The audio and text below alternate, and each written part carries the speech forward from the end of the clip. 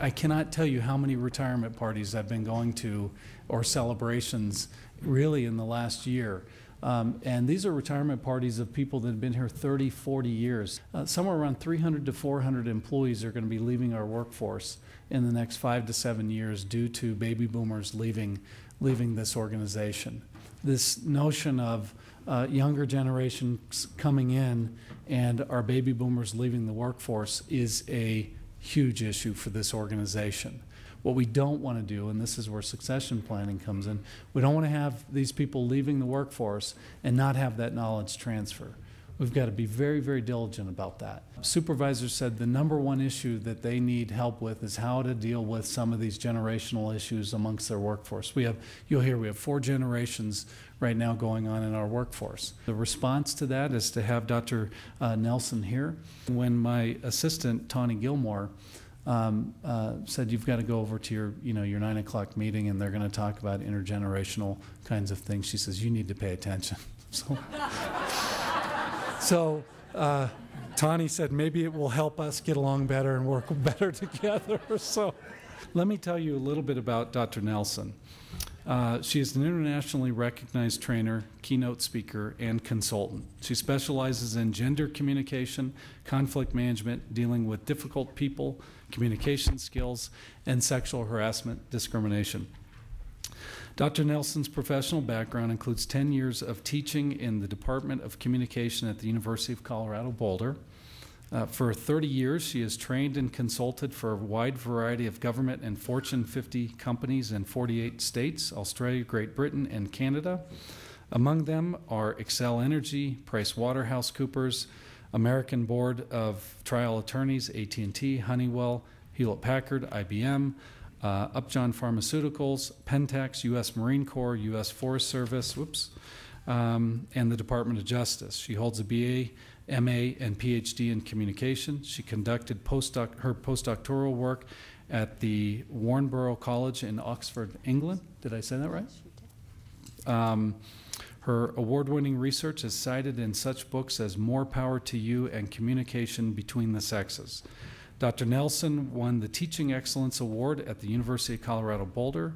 She was designated Woman of the Year by Business and Professional Women, and she also served as president of the Organization for the Research on Women and Communication. She was awarded a grant from the state of California, quote, Teaching and Learning Council for her excellence in teaching.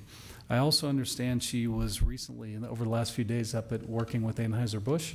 And so I know she has lots of stories. And again, I'm looking forward to, in particular, some of the intergenerational work. I think we've got a lot to learn from you. So let's give her a warm welcome, please. Thank you.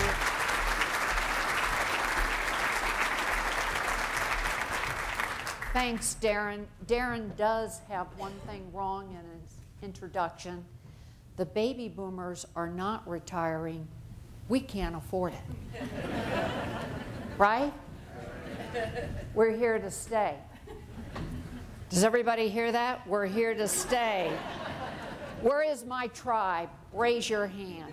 Everybody look around. This is your single largest generation in the workplace, the baby boomer. Now, why is that?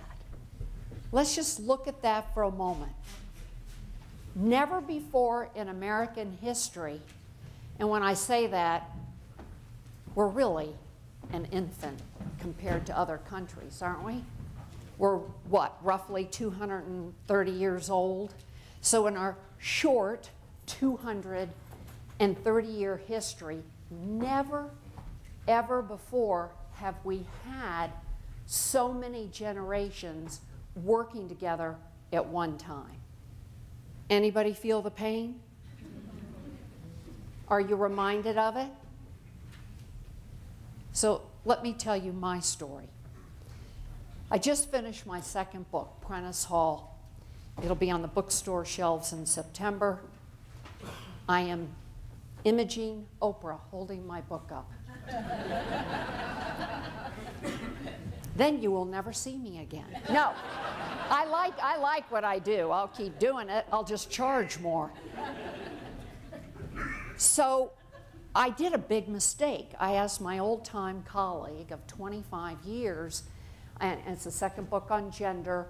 My first, You Don't Say, is in 6 languages. I'm happy to say I hope this goes to 6 languages.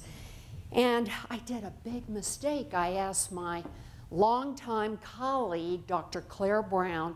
She did the corporate thing. I did the entrepreneur thing. She did the AT&T Lucent Avaya thing.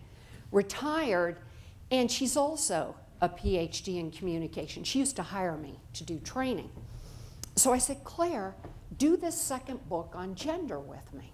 She said, okay, and then I started thinking, oh my God, we're the same. We're baby boomers. We're the same. And I thought, it is not only going to be, and we know that it'll be 80% of women, because women buy these books, men don't. You should, men, but you don't. That's another seminar. And I said, Claire, it's like we're getting into groupthink. We're only getting the baby boomer perspective on gender. So I said, we need some X or Y input. So at the Daily Camera, our little newspaper in Boulder, is Amy Heckel. She's 30 years old. And Amy writes columns and articles. And she asked me to write a monthly column, Relationship Rescue, for the Woman's Magazine, which is published by the Camera. So we have a relationship, right? I said, you know what, Claire? Here's our opportunity to get, you know, an Xer perspective. So I invited Amy to read every page of our book and to give us input and to provide Generation X stories. Is everybody with me so far? Well, then I open up the newspaper a week later, and there's an entire article about her new full back tattoo.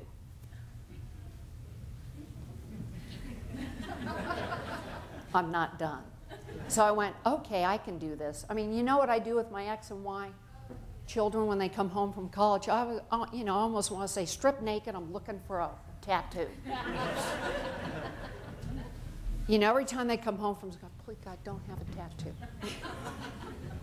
And I'm in a college town like you are, and there are tattoos everywhere. Okay. I'm a baby boomer. Only sailors. Can anybody relate? Only sailors got tattoos.